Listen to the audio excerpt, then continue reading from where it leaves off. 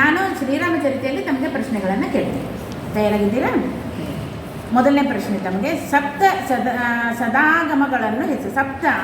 ಸದಾಗಮಗಳನ್ನು ಹೆಸರಿಸಿ.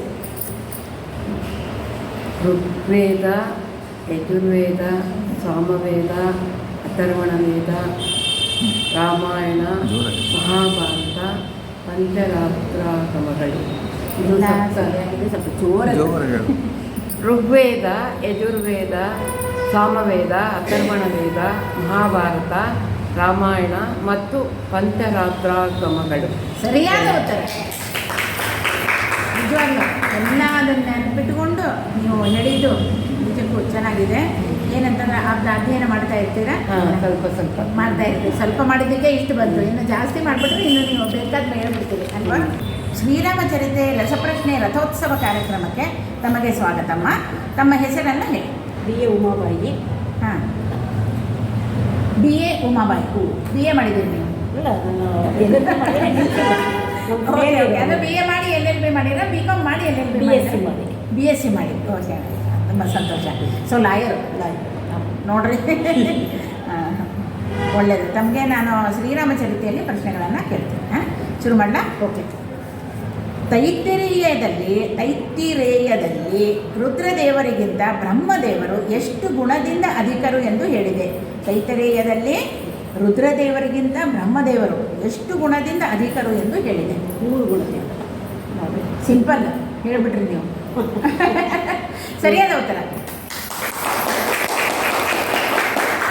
ಇಲ್ಲಿ ಆಲ್ಮೋಸ್ಟ್ ಇದನ್ನು ರೇಷಿಯೋ ಹೇಗೆ ಹಿಡಿತಾರೆ, ಅವ್ರಿಗಿಂತ ಇವರು ತಮ್ಮ ಇವ್ರಿಗಿಂತ 100, 10 ಅಲ್ವಾ? ಅದೇ ರೀತಿಯಿಂದ ಇದನ್ನು ಹಿಡಿತಾರೆ. ಇಲ್ಲಿ ಏನಂದರೆ 100 ಗುಣ ಅಧಿಕರಾಗಿದ್ದಾರೆ. ಯಾರು? ರುದ್ರದೇವರಿಗಿಂತ ಬ್ರಹ್ಮದೇವರು. ರಾಮಚರಿತ್ರೆಯಲ್ಲಿ ಪ್ರಶ್ನೆಗಳನ್ನು ಕೇಳ್ತೀನಿ. ತಮ್ಮ ಹೆಸರನ್ನು ಹೇಳಿ.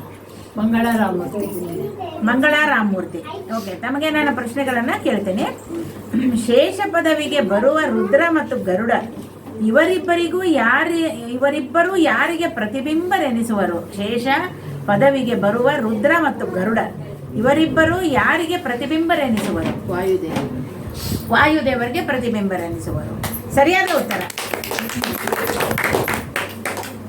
ಮುಂದಿನ ಪ್ರಶ್ನೆ ತಮಗೆ. ಕೈಕಸಿಯನ್ನು ಯಾರಿಗೆ ಕೊಟ್ಟು ವಿವಾಹ ಮಾಡಲಾಯಿತು? ಕೈಕಸಿಯನ್ನು ಯಾರಿಗೆ ಕೊಟ್ಟು ವಿವಾಹ ಮಾಡಲಾಯಿತು? ವಿಶ್ರವ ಮುನಿಗಳಿಗೆ. ಎರಡನೇ ಪ್ರಶ್ನೆಗೆ ಹೋಗೋಣ. ಯಾರಿಂದ ಪುಷ್ಪಕ ವಿಮಾನವನ್ನು ರಾವಣನು ಬಲವಂತವಾಗಿ ಕಿತ್ತುಕೊಂಡನು? ಯಾರಿಂದ ಪುಷ್ಪಕ ವಿಮಾನವನ್ನು ರಾವಣನು ಬಲವಂತವಾಗಿ ಕಿತ್ತುಕೊಂಡನು? ಕುಬೇರನಿಂದ. ಕರೆಕ್ಟಾ?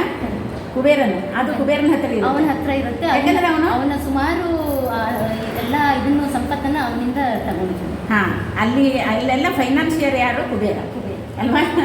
ಅದಕ್ಕೆ ಅವನ ಹತ್ರ ಇದ್ದದನ್ನ ಲಂಕಾಪಟ್ಟಣವು ಕೂಡ ಕುಬೇರನಿದೆ. ಅವನು ಬಲವಂತವಾಗಿ ಅದನ್ನು ಕಿತ್ಕೊಂಡ. ಸರಿಯಾದ ಉತ್ತರ. ನೀವು ರಾಮಚರಿತ್ರೆ ಓದ್ತಾ ಇರ್ತೀರಾ? ಓದ್ತಾ ಇರ್ತೀವಿ. ನಿಮ್ಗೆ ಇಷ್ಟವಾಗಿದ್ದು ಯಾವುದು ಈ ಒಂದು ಇದರಲ್ಲಿ? ರಾಮದೇವರು ಕಾಡಿಗೆ ಹೊರಟಾಗ ಅವ್ರ ಮುಖದಲ್ಲಿ ಏನೊಂದು ಇದು ಇತ್ತಲ್ವ, ಆ ಭಾವ.